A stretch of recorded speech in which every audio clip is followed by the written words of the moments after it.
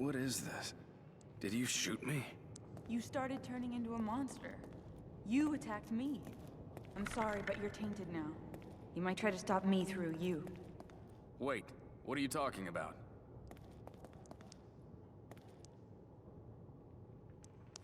Shit!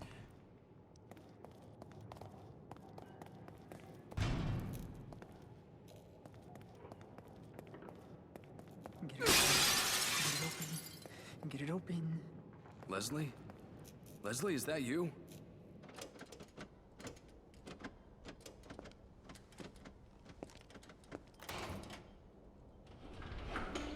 Leslie, that's good. Just a little more.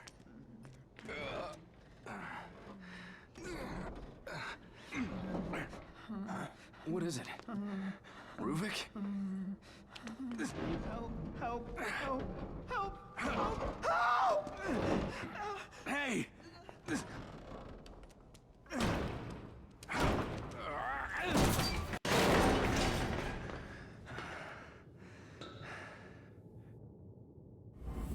Leslie?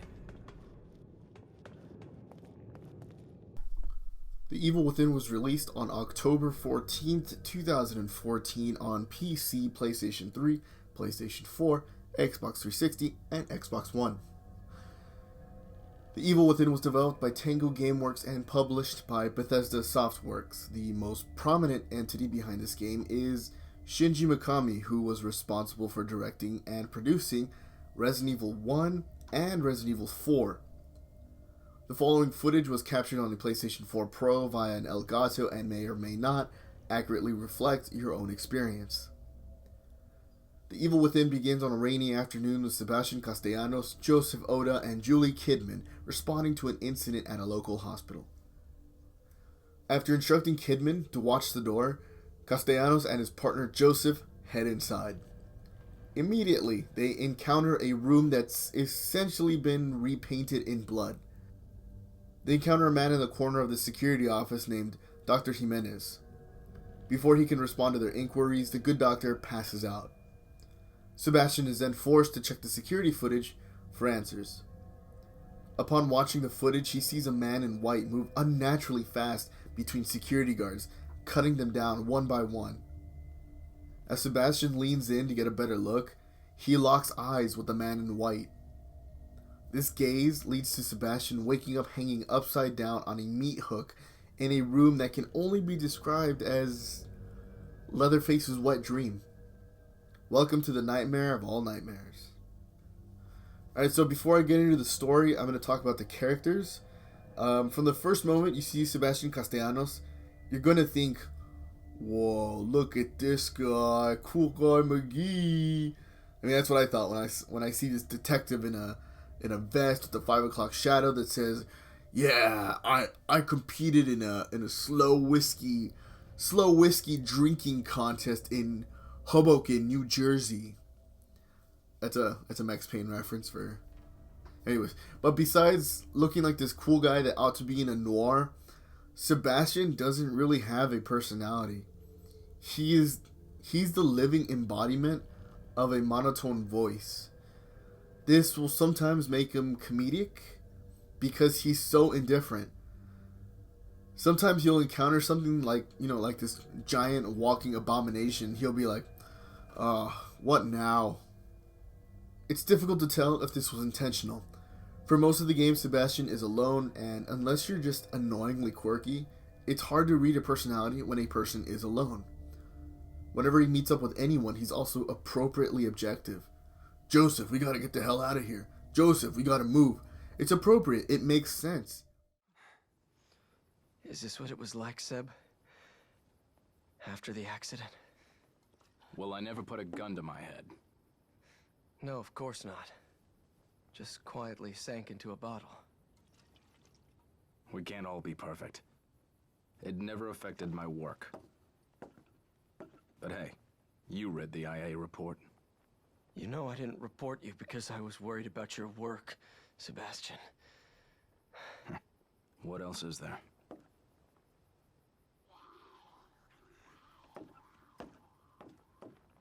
We don't have time for this. I need my partner here. I'm counting on you.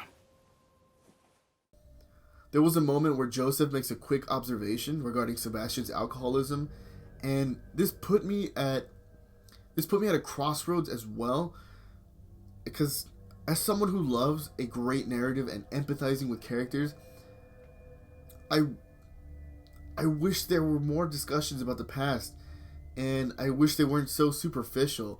But on the other hand, if you were to really put yourself in Sebastian's shoes, you'd know that this isn't the time or place to discuss the past. The closest you'll ever get to understanding Sebastian will be when you pick up parts of his diary throughout the game. And unfortunately, those entries are generic. I met a woman. I married a woman. I love my wife. The chief says I'm a loose cannon, but this is my case. I love my daughter. Conspiracy theory. It's it's essentially the plot of Dirty Harry in all those diaries. My friends, they like to make fun of me by saying that my catchphrase is, I'm not bothered. And I'll admit, there's been multiple times where I say it. Hey, if you were Superman, would you help someone in a house fire? And I'd be like, that's it? That's what firefighters are there for. I can't be bothered for some shit like that. I'm Superman. So when Sebastian gets to that point, I laughed because that was essentially me. The first time he sees like a Spider-Woman zombie thing, he gets scared the way I would. Oh shit, what the fuck? I wouldn't scream or yell as if I were hopped up on drugs. The fourth time he encounters the same exact Spider-Woman zombie thing, he just gets irritated the way I do at work. Oh, for fuck's sake, what now?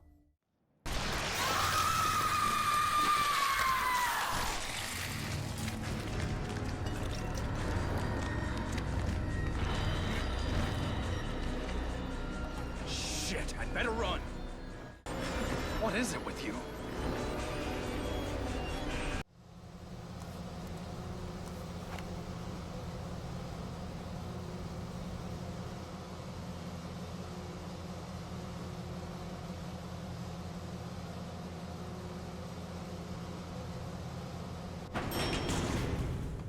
Shit, back here again. So in general, for me, I find Castellanos relatable because of my own personality. However, that doesn't mean Castellanos is particularly interesting. He's still generic noir detective man. Ruvik is the game's antagonist, who's actually pretty cool. His intentions are never totally clear. What is clear is that he's pissed off about something.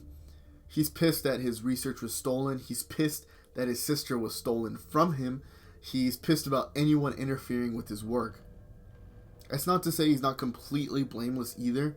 As a kid, he did some crazy violent experiments for his own research.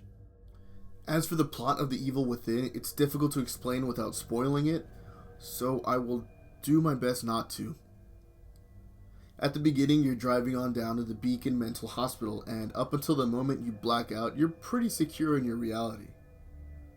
When you find yourself hanging upside down in the butcher's room, you're confused about how you got there, but you're more worried about getting out. And once you escape and are in the ambulance, you notice Crimson City is falling apart as you drive through, and you think to yourself, this can't be real. And then once, the world begins bending, you realize, no, this is definitely not real. And that's when you realize your main objective is to get out of this nightmare. The entire game is just you moving closer and closer to the exit of this dream world, and just when you think you're close, Ruvik will mess with you and then set you back a few steps. You won't really find out what's going on up until the end. Unfortunately, even with that tiny twist at the end, it's still not enough information to really know what actually went on. If anything, it just really forces players to think hard about what happened the entire game and to connect the dots themselves. For the most part though, it's just about surviving what Ruvik throws at you as you try to escape this nightmare.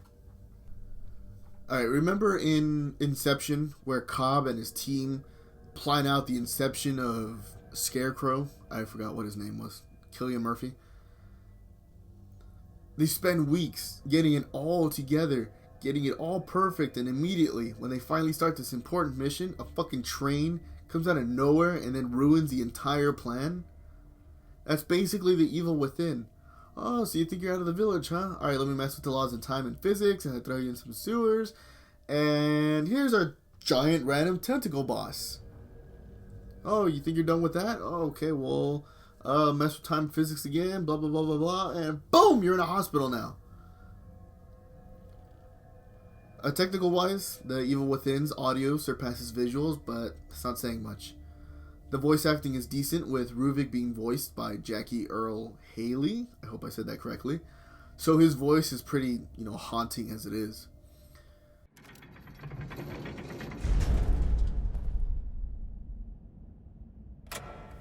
That cockroach, that sycophant, living off me, feeding off my work. I'll have to figure out how we got the combination to my safe. But there's no time for that now. I'm so close. No one can ever have that data. It is mine. My only way. Whoever opens that safe next had better be ready to pay the price. Sebastian Castellanos, his voice reflects his personality, often monotone and emotionless.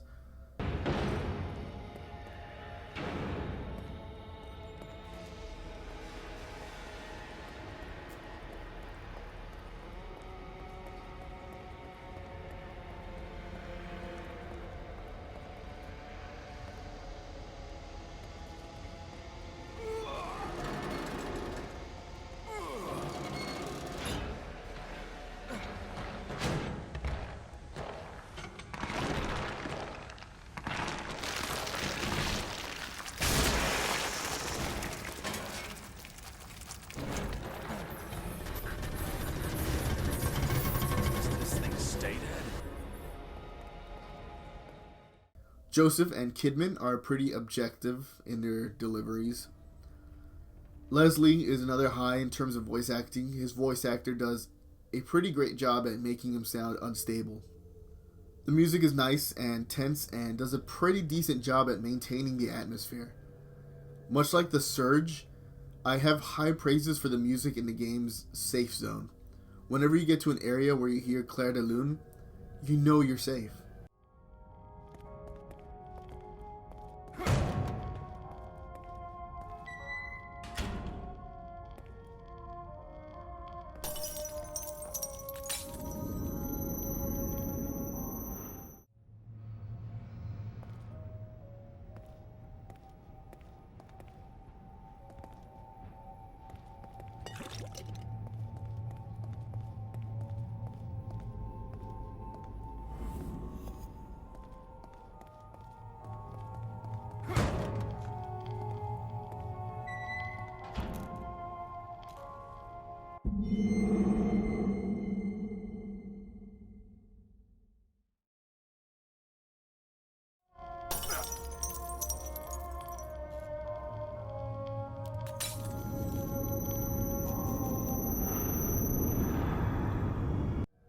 The song itself is nothing special. It's a piece of classical music we've all heard at some point, especially if you've seen Twilight. But for me, The Evil Within created a special association with Clair de Lune and the feeling of safety. It really reminds me of that country song in The Surge, or the calm ambient song in Resident Evil 4's Typewriter Rooms. When it comes to visuals, let's start with the obvious. The game performs poorly, technically. On a PlayStation 4 Pro, you can see assets rendering while you're playing, and even during cutscenes. The screen tearing can get pretty bad too, and this happens all over the game, so you can't even pinpoint it on a specific area. It's just really ugly, and it's hard to forget when these things happen throughout the entire game. On the other hand, the frame rate was never a problem. It plays at a consistent 30 frames per second, and it rarely fluctuated, but never while I was actually playing. The fluctuation of the frame rate usually happened during cutscenes involving fire. Keep in mind that while all of this just looks ugly, it was never game breaking. You'd notice it, go, ugh, that was nasty, and then move on. None of this ever interfered with the gameplay. Like if I was aiming at a boss, it wouldn't randomly drop in frame rate so bad that I couldn't aim properly. There was none of that. The cinematic black bars, I've noticed, is a point of contention. You either hated it or you didn't mind it. And my personal opinion is that, hey, you know what? The developers intended for it to be there, so I played it as is. With the film grain, it really gave The Evil Within a look of its own. However, it's stupid to hate the game for either the black bars or the film grain, because if you don't like it, you can turn off the black bars in the option menu and adjust the grain in the options menu. So it's really just you're hating the game for literally no reason. When it comes to the visuals design of the game, like its levels and characters, I think The Evil Within is among the best in the genre. The locations in the game are far from original. If you did a Mad Libs for like a horror movie, all the locations you name are probably in this game. Village, church, mental hospital, mansion, hotel, underground laboratories, all that. However, the details in these locations are horrifying and pretty well done. Due to the game's nature, you're never in a location for long anyways. So the levels are creepy enough to unsettle you at first, but once you get used to it, you move locations and then you have to get used to a whole new area. The best bit of the visuals is definitely the lighting. With all the technical problems and all the cliche locations, the lighting really is some of the best I've ever seen. There would be times where I'm just running around in complete darkness, and other times where I get startled by my own shadow. I never thought I'd say that for a video game. The enemy designs are interesting. The most common enemies are these gray people that look like they were recently tortured. There'll be guys with barbed wires all over them, or with things like sticking out of their body. The more powerful versions of these, what are essentially grunts, have masks on, which are simple and yet pretty unsettling. There aren't many bosses in the game, but the ones that are remind me of Silent Hill in that they weren't created to just be spooky, but to be thematically relevant. Alright, so gameplay wise, The Evil Within is technically a survival horror. You will run out of ammo, and sometimes you'll just have to deal without. The game will consistently offer you ways to deal with enemies via traps. Those traps are two-way streets though. I mean, given that you don't accidentally run into one and kill yourself, you can use them to kill your enemies. However, if you defuse a trap, you can get parts. And these parts can be used to craft ammo for your crossbow. While the game is a survival horror, it's also evident this game has an identity crisis sometimes. The beginning is very survival horror. Later in the game, though, it's meant for you to be in a shootout. But then immediately, after without any indication, it's back to save your ammo. This is survival horror. And this back and forth can make the gameplay infuriating or fun. I found it fun because in those shootout moments, I wasn't just shooting to take down, just shooting him in the body, waiting for him to go down. I was aiming and shooting to kill. I went for headshots, and when I could, I used the environment or my matches. Because I didn't know if I would need as much ammo as possible for after the shootout, I would conserve as much ammo as I could during that shootout.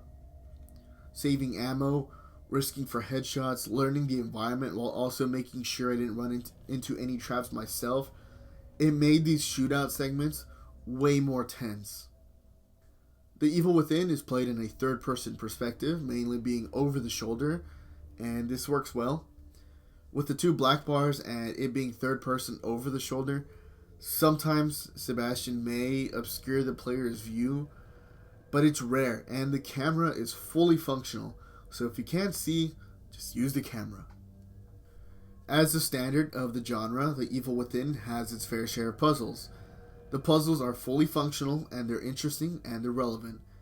Nor are they difficult in any way.